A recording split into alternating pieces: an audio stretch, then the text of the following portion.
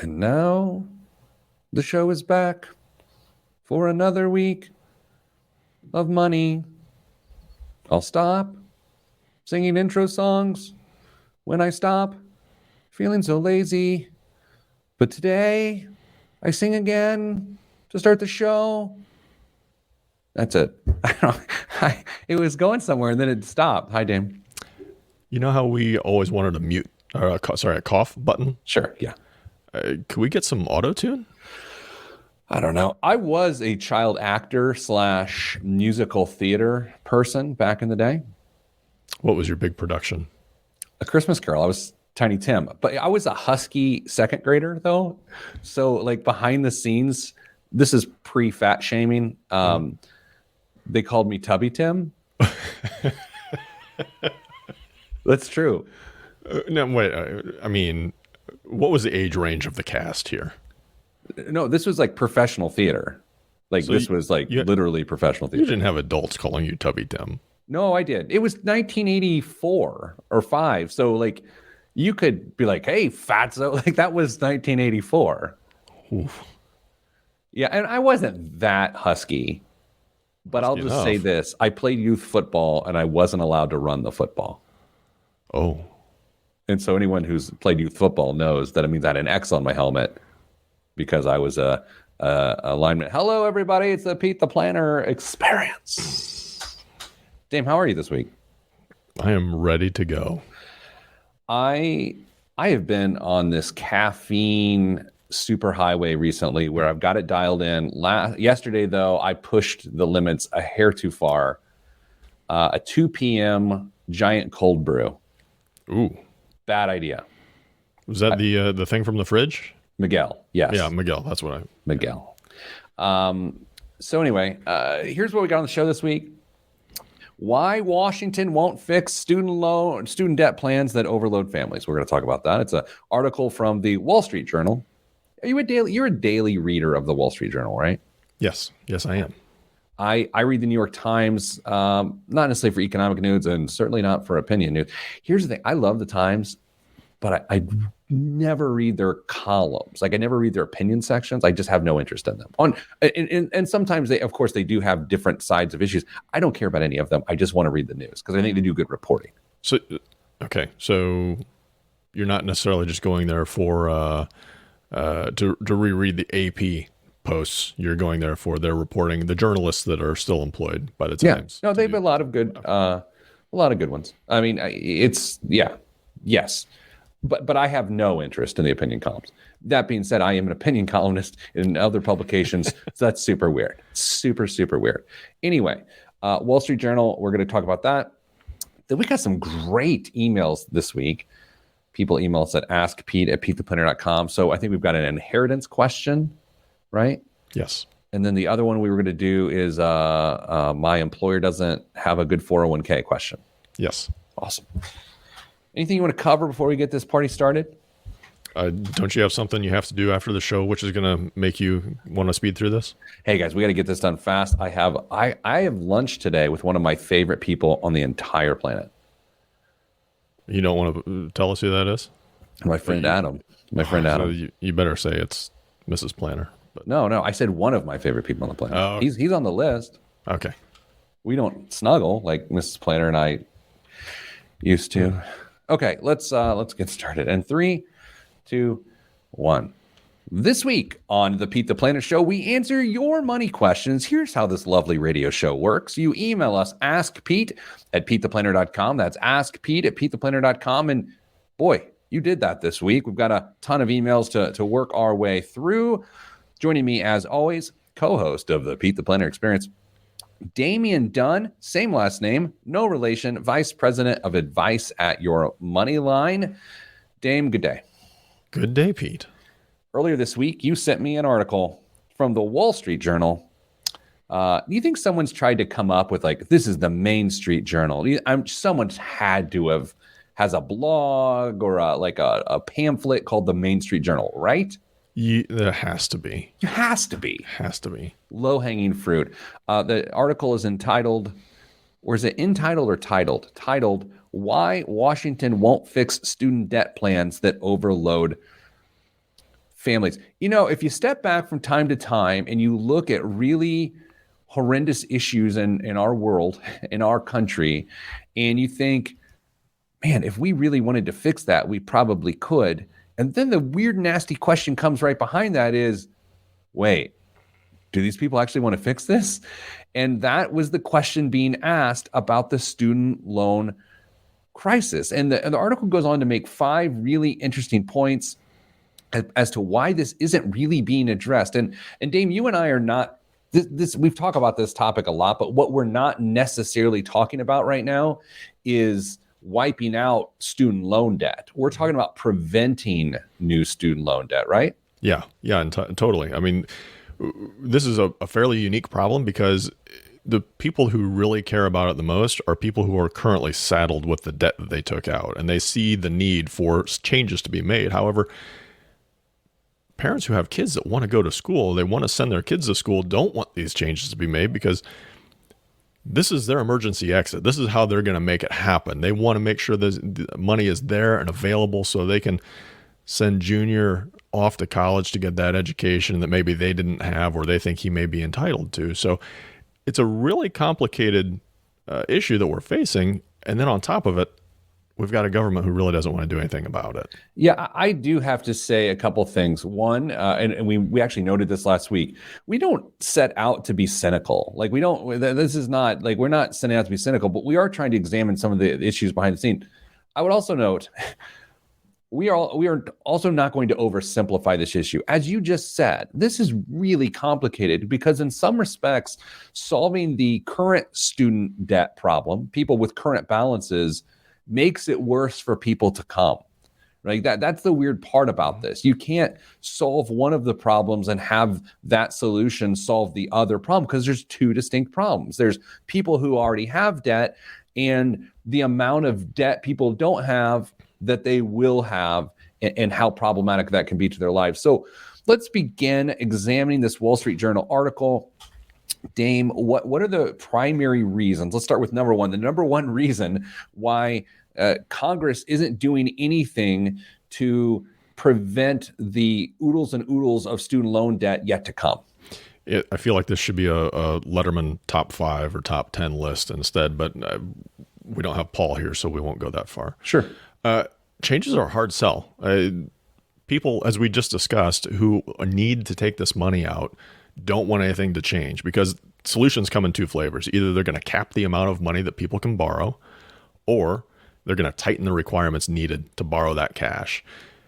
For folks who need it, neither of those things are acceptable or appetizing to them. So if the government wants to say, yeah, this is probably in your best interest, nobody wants to hear it because that's how they were planning on paying for school. Yeah, this is in your best interest thing, turns out, doesn't fly. Even if it is theoretically in a person's best interest, I would also note, though, this is, and let's remove the government aspects of this. I believe in 2005 and 2006, this is what got so many people in trouble from a housing perspective, is that the housing industry stopped making that judgment of this is not in your best interest. And by the way, me saying not in your best interest as it relates to housing is not a mortgage joke. But you know what I mean? Like underwriting requirements just went away and we're like, you shouldn't do this, but yeah, go ahead and do this. It's not for us to say what's in your best interest. I think President Obama might have actually had some suggestions or a bill kind of drafted up to say, okay, this is how we're going to change that. And they were going to tighten the requirements considerably. And that got smacked down pretty quick because Congress wasn't going to do anything with it. I know we're not talking about housing, but this is like a hot button issue for me personally, not in my personal life, but of what I care about. I've long contended that the push for home ownership, which is, cheered on by the government, is really self-serving with very little examination of the ills of home ownership and how it makes it harder for other people. And so that it's one of those moral hazards where there's no actual risk in it that the government is willing to accept for itself by constantly pushing the importance of homeownership. Speaking of the government making self-serving decisions. Oh, yes. Reason number 2. Okay. Well, reason number 1 is, by the way, 2 reasons, and both of them are mind numbing, right? The idea that if you cap how much a person can borrow or tighten the requirements, that people aren't interested in that, but that would be a solution. Yeah. Reason two, the PLUS loans have historically been money makers for the government, somewhere between $1 and $4 billion a year. If they were to cancel the PLUS program entirely or make some changes to it, it would, what most people would consider a significant dent in revenue. However, to the government, what's a few billion here and there? If the government just put money in crypto or NFTs, they'd be fine. We should explain that was a joke. We should explain that we just said PLUS loans and we gave no context to that. This article really is about the PLUS program, which is primarily for grad students. And so anytime you further your degree, you get an advanced degree beyond your undergraduate degree, a bachelor's degree, there's this weird escalation of, well, this is definitely going to increase my income because now I'm smarter or whatever. I have more skills and knowledge. And so it becomes this escalation of commitment to that degree and to the borrowing. And that's why this gets so ugly. But to your point, that PLUS program is a moneymaker. And that's why the government is not looking to shut it down. With 2 minutes left, because I talk too much, what else do we have? Universities are going to fight these changes. Obviously, if somebody's going to turn off the spigot to unlimited funding, they're not going to like it. I think that actually might be the main reason, because the universities so depend on this blank check around education. And I mean, we have clients that are in this space, and so hopefully none of them are angry by that. But it does happen economically to be true. The fact that there are student loans available is what allows college costs to continue to rise.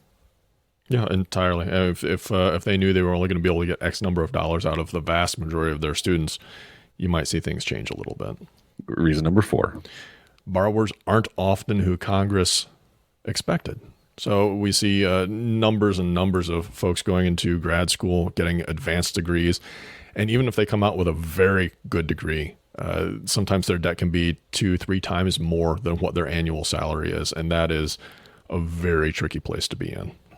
Yeah, that's interesting. Policy sometimes doesn't match the people it's intended to serve. I think we've learned that with the stimulus more than anything. Yeah, totally. What else? Number 5 reason that we aren't seeing changes in the student loan problem. Congress doesn't think it's important enough. You know, I will say in this one, there's a lot going on, a lot of plates spinning, a lot of plates have hit the floor. I buy this one though. I buy the idea. It's actually a reasonable excuse because there's a lot of other urgent things. I do think this is a big problem, but I think when you compare it to all the other fish to fry, so to speak, it's not that big of a problem. Yeah, this in theory could be solved at home with the right amount of conversations. Let's talk something else after the break. We're talking about what to do with an inheritance from an investment perspective. That's an email that someone sent to askpete@petetheplanner.com. We'll be back right after this. Okay. See, the caffeine's like at a good level. You know what I mean? I think you're riding the wave right now. I think you're doing well. I was on a recruiting call yesterday afternoon. Who are you gonna go play for? Probably LSU now. You know what I mean? That was my Brian Kelly, by the way. Okay. We're growing here at these headquarters. And so I was on a recruiting call yesterday, and I realized, I told you about that cold brew I had at 2. It was at full force at 5:15. And I feel like the other end of the headset, the other person on the other end of the phone, I felt like there was smoke coming out of their phone because I was just like, which is always fun when you're thinking about joining someone. Do we have a Glassdoor account? Because I'm hoping not. I think we do. Do we? Yeah, we do. A couple of people left stuff on there. Glassdoor is weird for me, and you want to talk about this? Sure. Glassdoor is weird for me because people go, and of course, Glassdoor has a lot of different functions, but one of them is just to check an employer if it's like a reasonable place to work, right? And I get it. I mean, in the Yelp review culture we all live in, I get it. I just, as an employer, I find it can be incredibly unfair. Now, I will say we have very positive reviews on ours, like no one's messed with us. But all it takes is one person who had a bad experience and maybe the bad experience was 1000% their fault, and then it blows up a lot of really hard, and that stinks. Because, and I know people have to consider that when reading those reviews, but I've read reviews of friends' companies that I happen to know those companies rather intimately for various reasons, and they are not representative of reality. It's a double-edged sword, man. I think in today's day and age, you almost have to encourage it to have one and for people to participate, but man, you have no control over that. You know what this made me think of, like, YouTube has done away with dislikes, or at least listing the dislikes, right? Yeah. And at first I was like, yeah, okay. And I say that as a content creator, that I'm like, if someone randomly gives us a dislike for whatever reason, it's you see it and you're like, oh. It's like when we used to get iTunes reviews. We may get iTunes reviews. I have not looked in since the pandemic. What do I really care? I don't need that sort of negativity in my life. But then I started thinking this week about the YouTube reviews. You ever search like how to fix a flappy corker in a toilet or something, and then you find yourself on a crappy video, but then you look and it's like 3,000 dislikes, and you're like, oh, I should have avoided that. You can't avoid crappy how-to videos now. Did you really talk about toilet and crappy in the same sentence? I come from a plumbing family, game. All right. I have more plumbing jokes than anyone. It was my entire childhood. Through 20 years old, my entire life was plumbing. I'd like your best 5 minutes of plumbing material sometime. Jameson, listener, all-time best listener, right? Is that what we called him? What was his title? I'm sure he'll tell us. It says, drives me crazy that part of Glassdoor Yelp biz models is to shake down businesses and offer to use bad reviews or take bad reviews down if the business pays. Yeah, that stinks. That does stink. Can we go down a weird rabbit hole for a second? We're already got one foot in the hole. Let's go. All right. I wasn't going to do this, but now I have to do this. You've taken me to a dark place, people. Oh, Jameson says he's got the Chip Maxwell Lifetime Listener Achievement Award. That's true. He does. All right. So, Dame, you know I hate Yelp reviews like nothing else. Yep. Like I find them, other than I love very critical McDonald's Yelp reviews. You can spend hours being entertained by those. Anywho. And I also don't like when people say anywho. So I'm sorry, I just said that. One of my favorite restaurants in the area of which I live is a certain place that I'm not going to mention. It doesn't matter. I have a few different restaurants I like. I like this one. I like the staff. I like the owner. I like the chef. I like them all. And no, it's not friend of the show, Neil. Okay, it's not that. Well, so we were there the other night, and I was making reservations, and I happened to look on their open table reviews, just to like, oh, the reviews. 5-star reviews. So they're 5 out of 5 stars. But last week, someone left a horrible review. And so I read the horrible review, and it made me so irrationally mad that it ruined 2 days. Oh, man. Okay, now here's what's going to happen next. What I'm about to share with you will also make you irrationally mad, or you'll question why I'm so irrationally mad. Are you going to read it dramatically like you were the person that wrote it? No. Because it could get really misogynistic if I did. Oh, okay. All right. I'm just being honest. Okay. This is from a person. We have dined at whatever many times in the past, but the experiences we had on this particular day were dismal. From the outset, the restaurant manager, who was also the hostess who seated us, was very sarcastic and unpleasant when I requested a different table than the one she initially showed us. She said that she would have no hope of, we would have no hope of talking at the new table because of the noise level. I said I didn't feel that would be a problem and that I really preferred to sit at the new table. She didn't reply, but her body language indicated that she was unhappy and that I wanted to sit at the new table. I'm going to pause here. Sometimes I have asked for a different table. I'm just going to be honest. Not at this restaurant necessarily, but I have asked for a different table if it's a horrible, like you're right next to the, like, yeah, I've asked for a different table. But I have no expectation that request will be granted, especially in COVID times when they have a lot more to take into account than my dissatisfaction with tables. I'm just going to put that there. Do you agree or disagree? You buy that? I think that's a very reasonable outlook. Then it took our food an hour to arrive after we ordered it. Meanwhile, service at our table was minimal, and we had to flag down the waiter whenever we wanted something. When the food finally arrived, I mentioned to the delivering server that we would need some compensation for our hour-long wait. The server did not reply. I'm pausing again.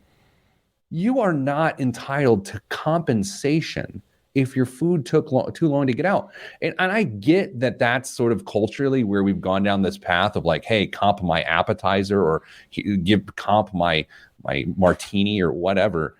I will continue because this is where it gets crazy. Oh. At the conclusion of the meal, I went to find the manager and I asked her for some compensation for our wait. She immediately became very nasty and in no uncertain terms said that our table had been treating the wait staff like dirt. Okay, I'm going to pause again. Based on what you've heard so far, it's conceivable that this person has treated the wait staff like dirt, is it not? Oh, yeah. They're not going to come out and say everything that they've done or said. I denied that because we had been more than polite with the wait staff. She said there's no way we're going to get compensation, and that the restaurant owner then joined in to rudely and repeatedly deny us compensation. Another of my dinner companions went over to the owner to plead our case, whereupon the owner used foul language to deny us any compensation. So now they're ganging up on the owner, another person in their party, to demand compensation. Anyway, it goes on. It just sort of, this drove me insane. Am I crazy for having that driving me insane, or am I just too close because I like the people? I think you would have been right to have been upset by that, but 2 days? 2 days, Pete. I think you might be a little too close to the fire on this one. I also, it's worth noting, I'm very stressed right now. Anything can send me over the edge. Are you going to go back and leave waitstaff a very generous tip and already did it? Apologize. Already did it. Already done. Did you apologize on behalf of other? No, because that's a good question. I thought it would stress them out to even realize that it was out there. Oh, yeah. You know? Sure. I don't know what's wrong with me. Are you ready for this one? Yeah. I do have to get going. All right, 3, 2. Back on the Pete the Planner show, answering your money questions. Ask Pete at PeteThePlanner.com. Wherever you're listening to this show, whatever affiliate you're listening to this show, thanks for listening. Hope you're having a good holiday season. Hope you're enjoying wassail or candy canes, holiday canes. I don't know. Dear Pete, oh, hello, Pete and Damien is what the email starts out. Dame, you got a little bit of love there, buddy. That's nice. I love your show. I'm a 57-year-old African-American divorcee with 2 adult daughters. I'm in. Oh, wait. Ages 21 and 19. Both are in college. My oldest is graduating in May, and she secured a job with a major company in her field of study in her dream location, California. She is coming out. Wait, do you think only old guys like me say California? Like, isn't it like a dad thing? It's very possible. I think that's a generational thing. She's coming out of college debt-free. That's fantastic. I mean, if people just want to honestly send us emails here and say my kid's coming out of college debt-free all day long, do it. Ask Pete at PeteThePlanner.com. We will celebrate you. My youngest is in private school in Washington, D.C. That's fairly expensive, but she will also come out debt-free. Come on.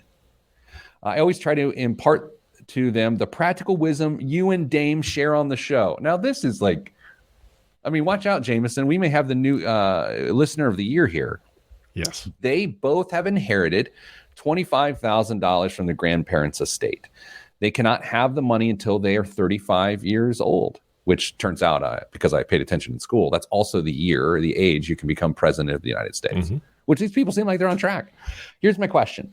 What is the best investment strategy to grow this money for them? I would like to them to use this money as the cornerstone of their retirement nest egg. I'm looking at a 40 to 50-year investment horizon.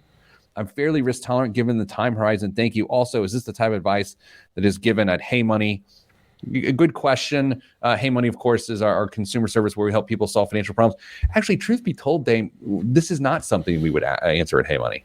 No, because that's going to get really close to specific investment advice. So we could talk in generalities, but we couldn't get super specific. She says, do not use her last name, and I will not use her last name. I won't even use her first name because it's actually a unique first name. So I'm not going to do that either because I'm not trying to out anybody. Man, what a great mom, right? Totally. Can we start there? Yeah, they've done a lot of stuff right. Getting their kids through school debt free. She wants to use this inheritance to really just solidify their future before they even really get started with their future. So good on them. Do you ever think as an adult, you do the right thing and you do it because it's the right thing to do and you benefit from it, but it's still nice for an outside person to fully acknowledge what you've done, and not because you need your ego stroked, but it's just validation. And so like in this situation, I look at this, I'm like, hey, friend, I'm not going to say your name. You did it. You did it. I mean, this is what I want to do. You've done what I want to do. And I appreciate that. So, Dame, okay, here's what I don't understand. They can't access the inheritance until they're 20 or 35 years old. Is she insinuating that she can control how it's invested now? If she's the trustee, she might be able to. Okay. So the kids are, she said, 21 and 19. So we've got some time. We got some time until they actually get access to the money. But as the mom says here, she would love this to be a cornerstone for years to come. How do you begin to look at this? How do you begin to break this down?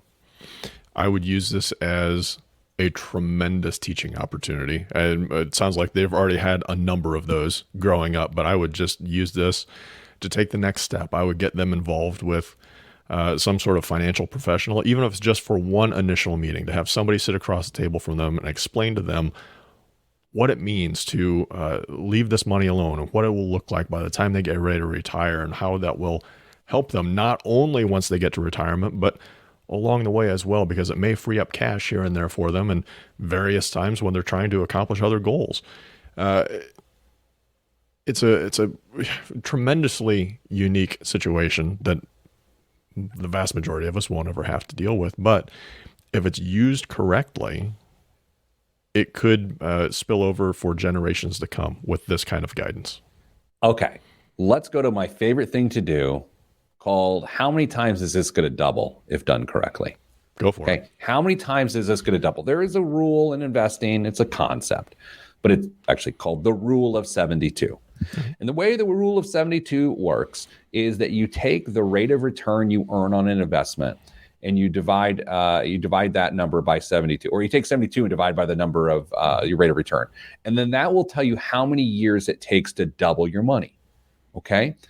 The average rate of return that we like to use in scenarios like this, maybe I shouldn't say we, Dane, but I like 8%. Are you okay with that? Yeah, let's do it. Although you may see articles in the now and not too distant future that say you should expect less in the future, but let's just use 8. You know what's weird is that's a different topic, which I actually would like to talk about at some point. Remind me, because the current returns have it trending much higher than that, much higher than that. But anyway, 8%. So how many times conceivably in this person's adult life can their money double by getting 8%? So what we do is you go 72 divided by 8. And of course, we know the answer is 9. It takes 9 years to double their money. How many doubling periods does this person have in their life? Well, I would say at least 5. I would say they at least have 45 years to invest their money. Do you agree with that? Yep. Math checks out. Okay. So this is the fun part. 25,000 turns into $50,000 in about 9 years. Okay. 50 turns into 100 after another 9 years. 100 turns into 200.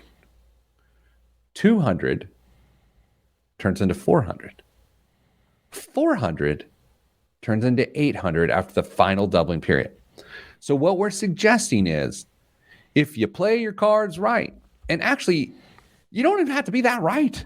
We're talking about average rates of return here. We're not talking about, I was the first investor in IBM. No, you don't have to do that. You just have to be average. And that $25,000 bequeathment, is a bequeathment something? Yes. Okay. Turns into $800,000 per daughter. Did she have 2 daughters? Yeah. 2. Yes, 2 daughters. That's a $1.6 million. Yeah, they're gonna really appreciate that when it comes time to retire. Okay, so I'm going to stop being an old man for a second, but only like 30 seconds. would it make any sense to like go like 20,000 in something standard, like an index fund, and then the other $5,000 in something wild like crypto? I doubt that they're going to, within the trust, they're going to have the ability to do that, but maybe they will. I mean, they could. 45 years of crypto just seems stupid, though, if I'm being honest. I have no concept of what that's going to be. If you listen to one camp, they're going to say you're going to be a quadrillionaire by the time you get ready to retire if you put money into any kind of crypto. But I mean, goodness, I kind of would be a little bit more conservative and stick with the waters you're familiar with. Yeah, if you think that like you have an $800,000 head start on your retirement, that's really kind of nice.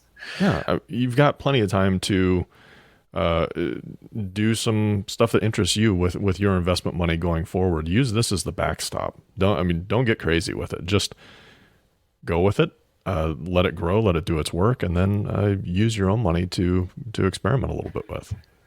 The Chip Maxwell Lifetime Listener Award, Jameson, who is following along right now on our Facebook live stream, just noted that you got to make sure you don't lose that crypto key in that 45-year period. And boy, is that not true. Yeah. What I would also say is that you may have to be very conscious of the prudent man rule for investing these funds. So make sure you're not going to invest it in anything where somebody else isn't going to invest it in something that one of the kids may look at down the road and say, why in the world did you do that? And I think I might sue.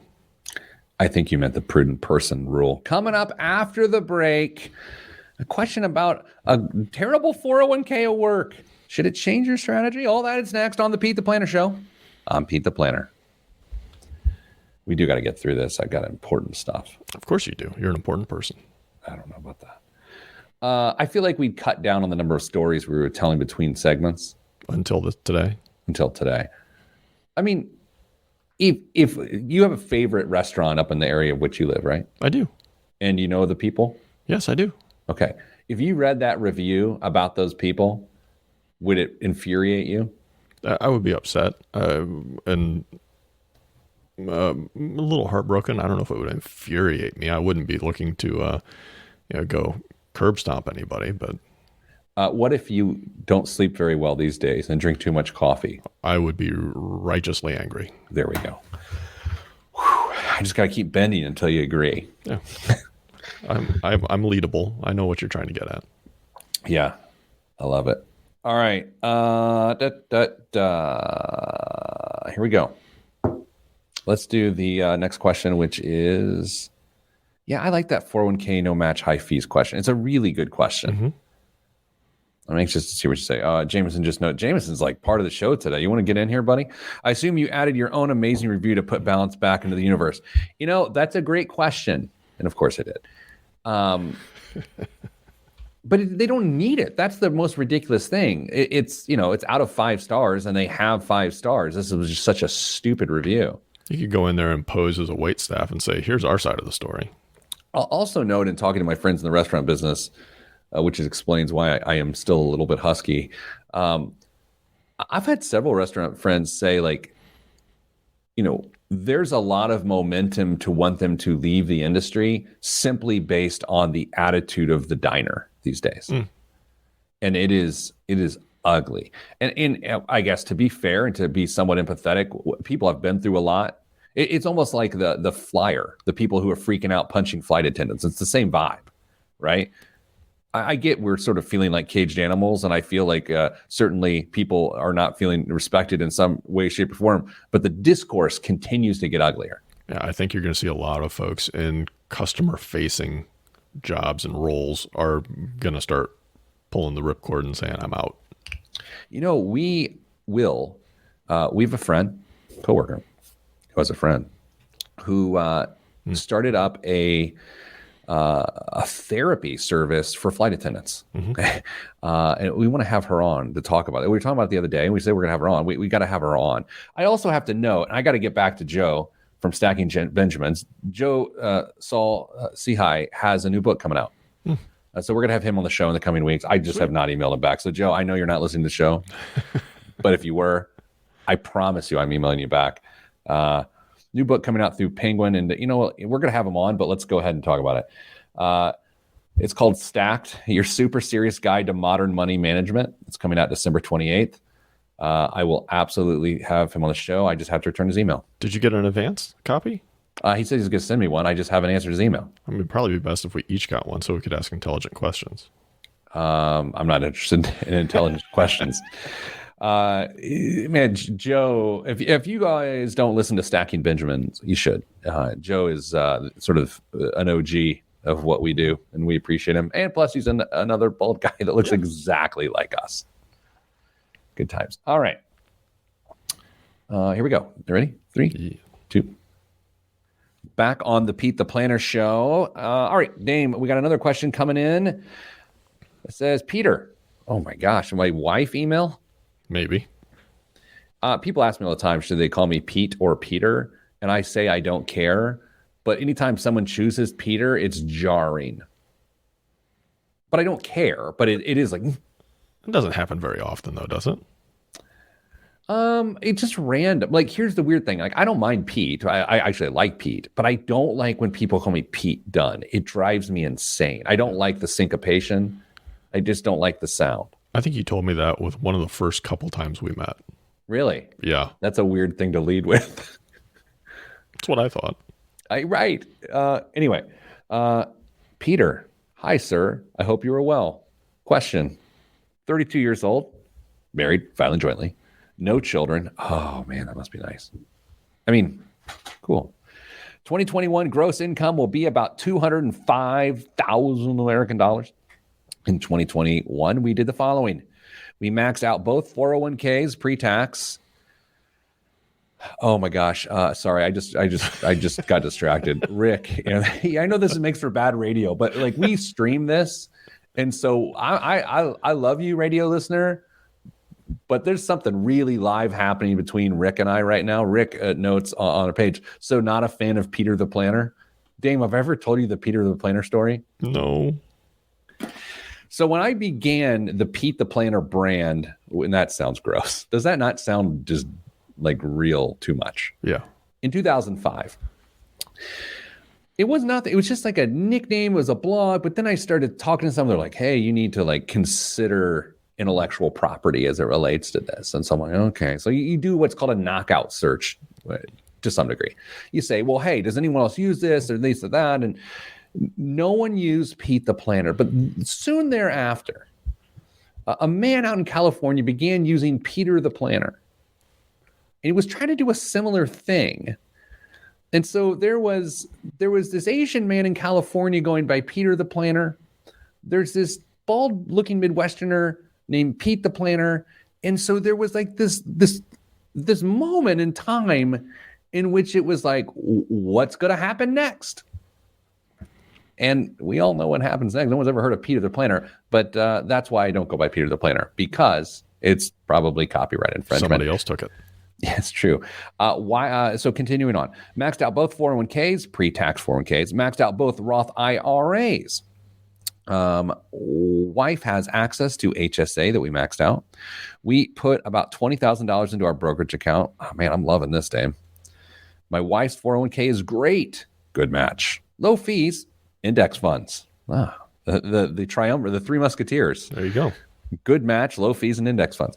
My employer 401k is pretty bad. No match and high fees, currently in a target date fund with a 1.55% expense ratio, and it's up 12% year to date. Another fund, which I'm interested in, is at about 22% year to date as I type. My 401k does not offer any low-cost index funds, and the 1.55% is the lowest expense ratio available. So my question, for 2022, do I max my 401k out, or do I just invest in a taxable brokerage account? We will max out my wife's 401k, HSA, and both Roth IRAs. Is the tax advantage in my 401k worth it for the fees and to underperform the market? Oh, I appreciate it. Stay getting money, Eric. Okay. Man, I have conflicting thoughts, if I'm being honest. What do you think?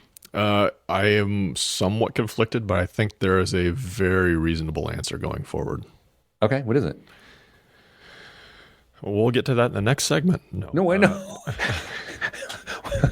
Was that you stalling? No. Okay. First of all, power percentage. Ooh, this guy's got a good one. Oh, yeah, he does have a great power percentage. So what we've got here, there's a little bit more information that was provided to Pete and I that we're not going to share across the airwaves or the internet waves or whatever. You're definitely stalling. No. What we know is they've got a nice little nest egg, 401k. They're building up some other balances in other qualified accounts, brokerage accounts well on its way, and they're 32 years old. I think if they can stay on this track and kids are not in their future, he absolutely contributes to a brokerage account instead of his 401k to bridge an early retirement for the two of them. Okay. This is interesting. Can we be point counterpoint? Sure. There's other ways this problem can be solved.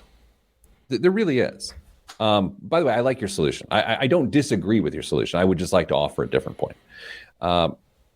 What if he goes to his employer and is like, hey, I like working here a lot. A lot of us do. We like the free cheese in the break room. I don't know. You got to make some stuff. I got to butter them up. The old S sandwich, if you will.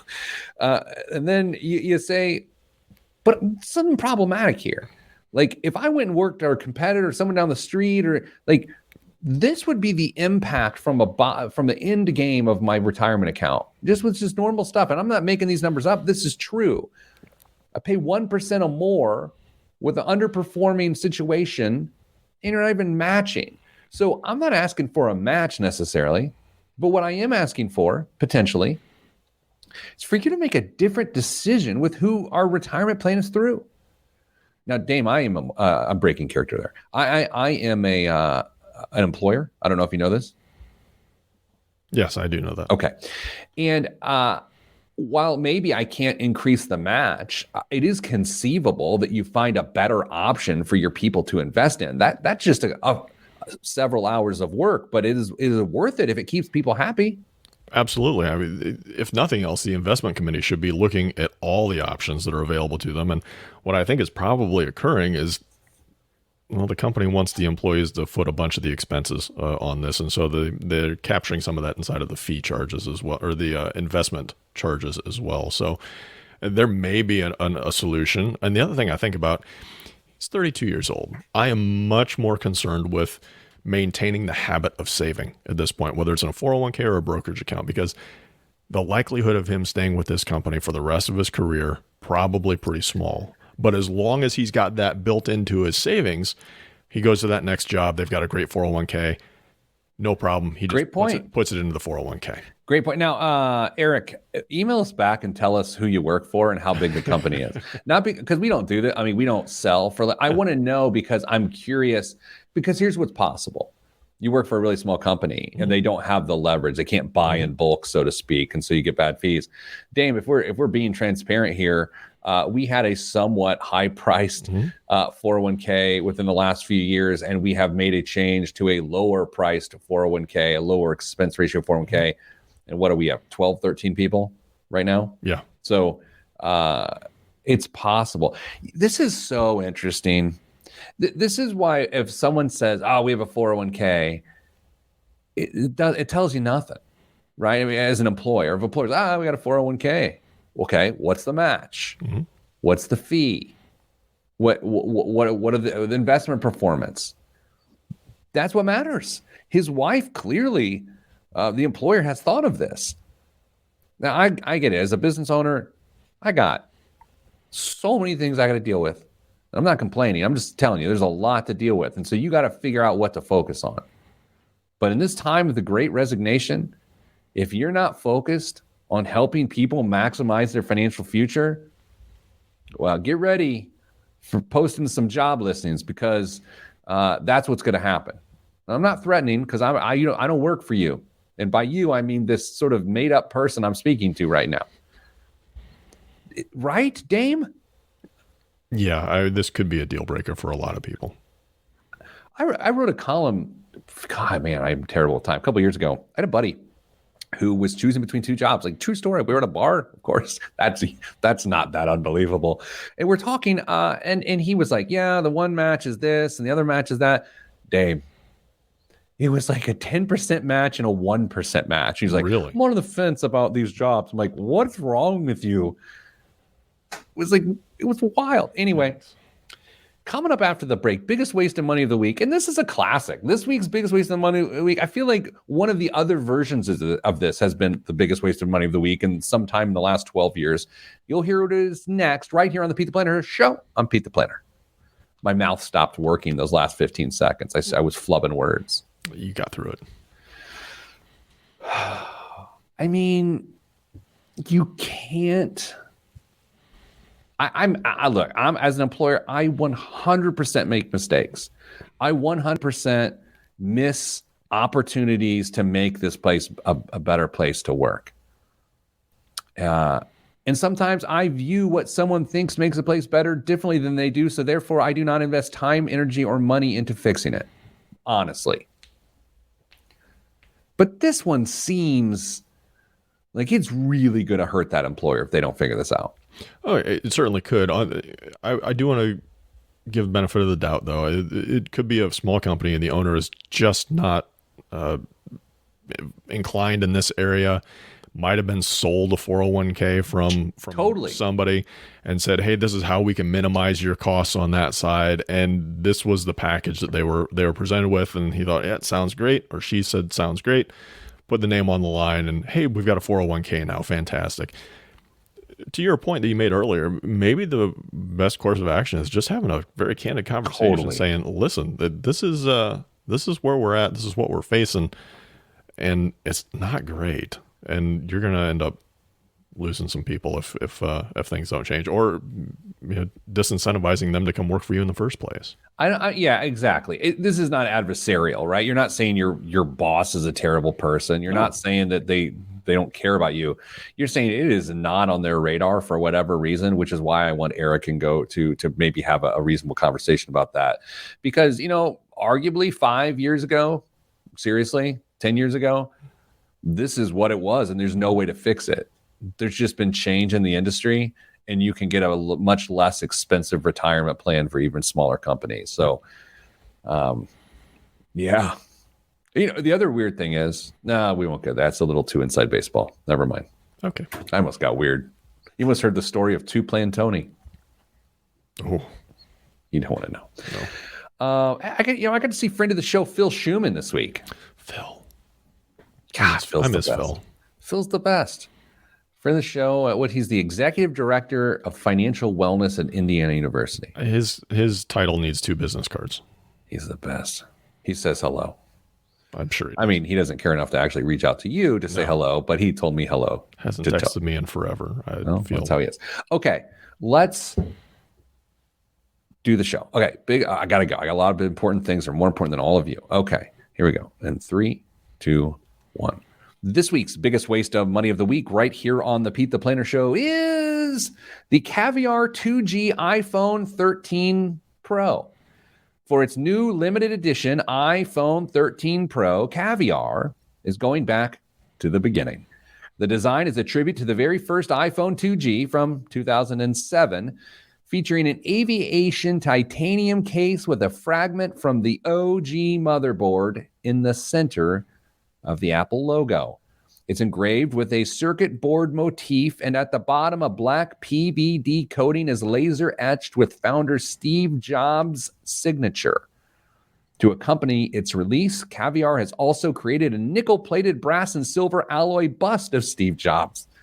The 8-inch tall piece depicts the visionary with a double gold-plated Apple logo placed on his chest like a pulsating heart.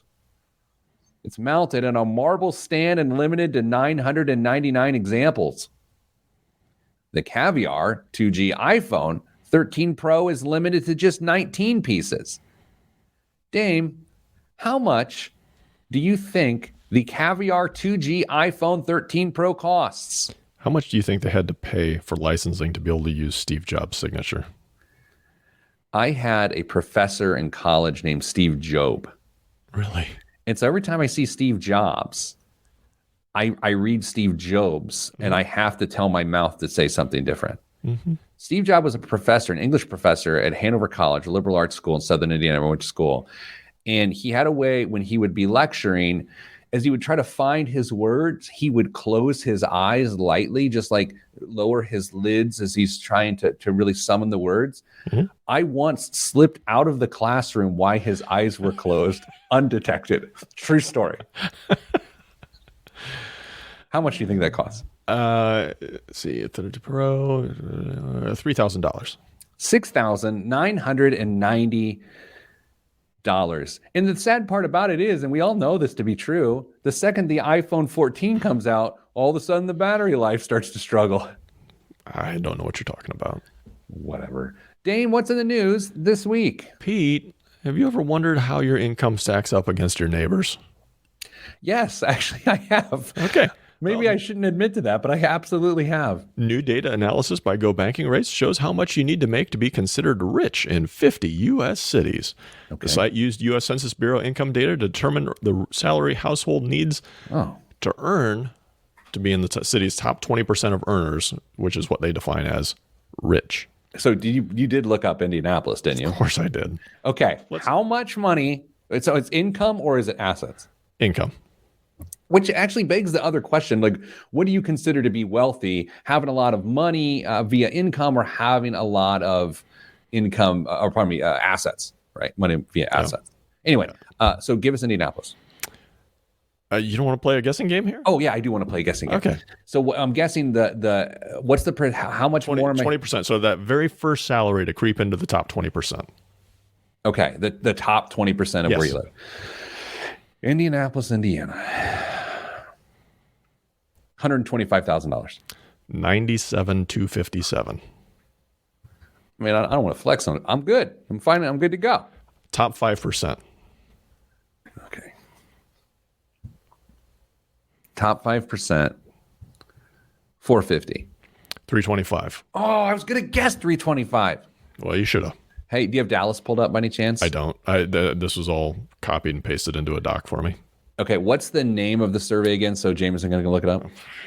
It's a analysis by Go Banking Rates. You know what? How about I put it into the thread on Facebook after we're finished? Awesome. What else is in the news?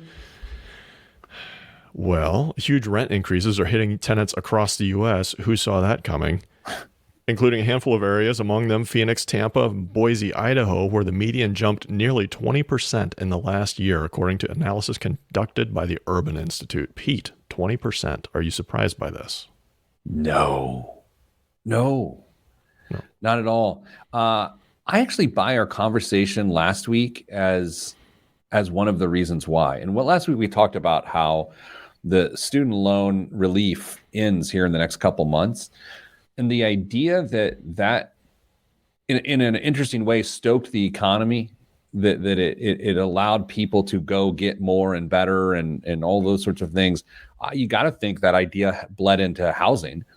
Like people were putting more money into their mortgage payments or rent payments. And so, I 100% buy that. And I would also note that it's going to get worse because of the eviction moratorium. But yeah, I buy that. Yeah. Americans are applying for credit cards at a rate not seen since before the pandemic. Close to 27% of U.S. consumers said in October alone that they had applied for a new credit card. Wait. In October, in the past 12 months. October.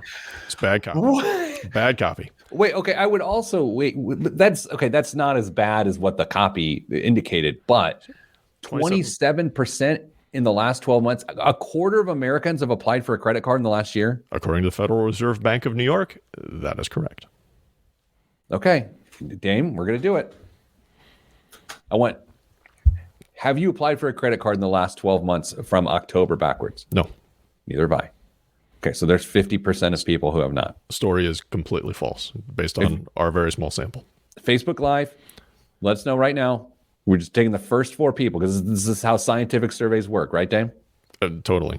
Have you applied for a credit card from October of 2021 back to, I guess, September of November, whatever, a year back? Yeah. Nope for Jameson. So there is 75% have not. The next person that weighs in Rick says no. Stupid survey. We win. Government doesn't know what they're talking about. I don't think this is how this works. I think it is now for our show. Okay. Oh, Daniel says no as well. So look, now that's 500%. That's amazing math. Yeah. But it's Friday. I run out of math on Wednesday nights. Everyone knows That's this. fair. Swiss watchmaker Patek Philippe is releasing 170 limited edition versions of its famous Nautilus reference 5711 in partnership with Tiffany. It's retailing for a cool $52,635 if you can get your hands on one. If you do, you could resell it for more next year. It'll be retiring. Patek Philippe will be retiring that watch at the end of next year. Pete, is this a biggest waste of money candidate? I almost chose it this week. I saw that story earlier this week. It almost was there. I will note this, though, that I get into weird internet rabbit holes, especially on YouTube. I got into estate watch repair, like fine pieces that have been like run over by cars. And then like watchmakers, they have these micro cameras and they show you like a 45-minute video of how they repair it. Dame, I told you at one point in time I was a watch guy, but it was more of a status thing at that stage of my life, not about the mechanics of it all. But watching these videos, whoa, mind blowing! Like 100-year-old watches that are unbelievable. I saw somebody do a Zippo restoration on YouTube, and you wouldn't think it'd be anything all that interesting about it, but the way it was shot and what they did, it was amazing. My current YouTube obsession is a musician. His nickname is Loop Daddy. Sounds intriguing. Look it up. It will blow your mind. It gets mildly inappropriate, so there's your warning. Don't show around your kids. It is one of the most impressive artistic acts I've ever seen in my life. Loop Daddy. Look it up. Watch it. Consume it. Freak out about it. Quick story. Yeah. Just 1 week after President Biden tapped, it'd be 2 weeks now because this was the story from last week, tapped into oil reserves to help the global shortage. A Canadian group has announced it will dip into its emergency supply of maple syrup to try and keep up with global demand, according to multiple reports. Pete, we are on the verge of a maple syrup shortage. Are you saying the supply was tapped? Yes. That's exactly where I was going with that. Did I steal your joke? No, that's fine. It was hanging out there waiting to be used. Sticky situation, man. Yeah. Yeah. Well, it's time to leave. Dane, we're doing, what's the show scheduled for the holiday? Like we're doing shows, Christmas week, we're going to have a show, but it's not going to be live streamed. Same with New Year's week. Like we'll figure it out. Everyone will be fine. Stay tuned. Awesome. Okay, everybody. Thanks for being here this week. If you have questions, email us, askpete at petetheplanner.com. Always follow 10 a.m. Eastern, YouTube Live, Facebook Live, Twitter Live. Send you good vibes. Good vibes are all that's in the budget. I'm Pete the Planner. This is the Pete the Planner Show. I started the outro. Oh, I have an update. You do? I have an update. On what? Whether I'm getting fired. What? From doing ads. That's right. I don't know if I'm supposed to share any of this. I might still be getting fired. The recommendation is that I'm not getting fired, but they don't have to, no one has to accept the recommendation to keep me. So, I do commercials for college savings. Why? Well, because I want you to save for your kids' college education. I don't want them to have student loan debt. Yeah, Rick, this was supposed to be done live, but then I got scared that if I asked I was only going to have it done live if I was getting fired, Rick. Right? Dame, isn't that what I said? No, I thought we were going to read the results. Oh, I tried to convince you to let me read them to you. Yeah. I didn't want to put my guy in that spot. But anyway, what was interesting, I don't know if I should do that. No, I really am. Okay, I'll be as vague as I can. First of all, they ask, do you have a positive view of Pete the Planner, neutral or negative? Mm-hmm. I don't know what's good. I really don't know what's good. All I think about is like presidential approval ratings. Right. Okay. I will just say this. Actually, I don't know the highest presidential approval rating of all time. I feel like I should look it up. Let's look it up. It's got to be Reagan and that second election. I mean, he won 49 states. Oh, here it is. Okay, here we go. Johnson, 78%. Really? Kennedy 72%. Okay, Camelot. That's okay. Oh wait, no, this is. Oh wait. Oh, I did it wrong. I went the wrong way. I went the wrong way. Okay, big surprise. I was wrong. Okay, let's read this around. Okay, here we go. People love this show, don't they? Yeah, it's what people tune into the podcast for. Highest approval order. Oh man, this graph stinks. What's happening? Why does it only go from? I can't even read it. Just stupid. It's a good time. Oh, let's just go back like the last 10 and see like what their highest approval was. Biden's highest approval rating was 57. Okay. Trump's 49. Okay. Obama 67. W 90. Wow, that's probably right after September 11th. Right after, yeah. It actually was. It was 10 days after September 11th. That was going to be my guess. Clinton 73. HW 89. Reagan, I'm sorry, 74. Really? Yeah, you were wrong. Okay. Carter 74. Ford 73. Nixon 66. Johnson 79. Kennedy 83. Eisenhower 81. Truman 87. FDR 83. Okay, so the winner there was W right after September 11th. And I'm not dismissive of that because I remember watching him stand on the rubble. And he was just like, wow. Okay. Yeah. And then throwing out the first pitch and strike. Oh, right in the middle. Like I was riding a bald eagle that night. You know what I mean? My approval. I try to keep it straight. Sometimes I can't. My approval rating was really high.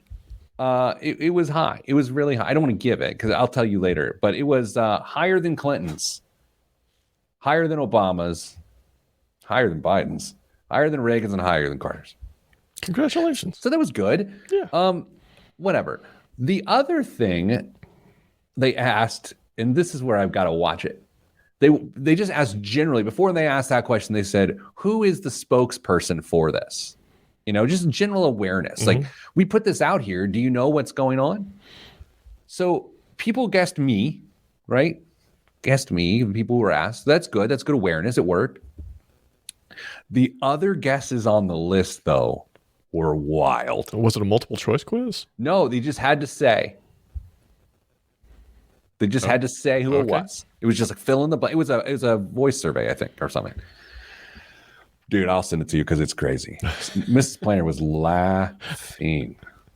I can hardly wait. Laughing. Okay, that's it. I feel like I've given some to the people today. You did a nice job. It was admirable. Dame, I hope you find love and peace in your life. I had to edit this stupid thing. I'm just trying to find a couple bucks to give to my son for his tooth that he lost.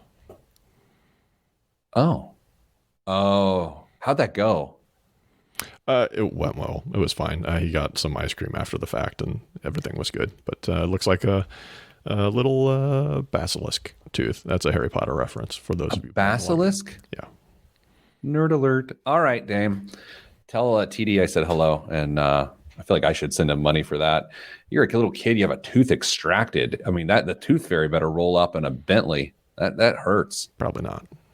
I don't know. We're up in northeastern Indiana. It's more likely to be like a really nice truck. John Deere. So you good vibes. Wait, I already said that. Stay getting money.